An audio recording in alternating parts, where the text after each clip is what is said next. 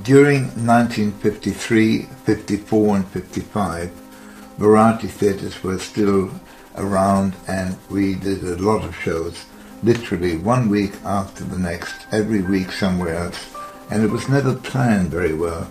We may be in Glasgow one week at the Empire, and the next week in Portsmouth, and perhaps the week after in Edinburgh, so it was never planned that you could travel around the country easily.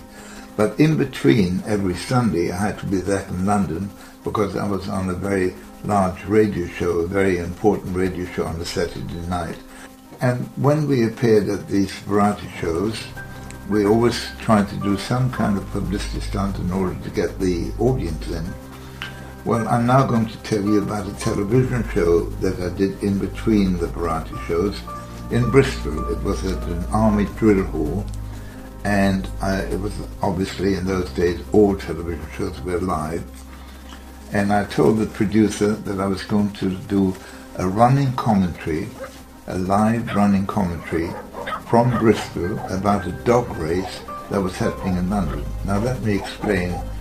Dog races were greyhound dogs that would race each other, usually with 6 in a race, and scattered around London were some very famous dog tracks like Walthamstow and so on. This particular one was in Haringey. Now remember, that's in London and I was in Bristol.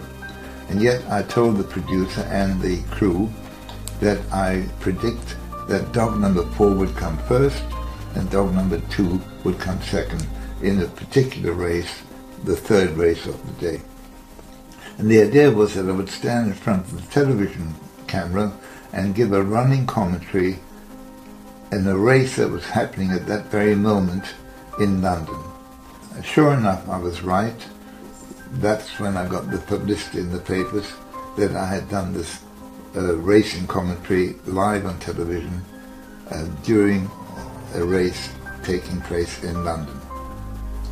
And in my scrapbook is the actual race meeting where it says dog number 4 came first in that race and dog number 2 came second. And the headline here says that there was no trick about the television racing tip.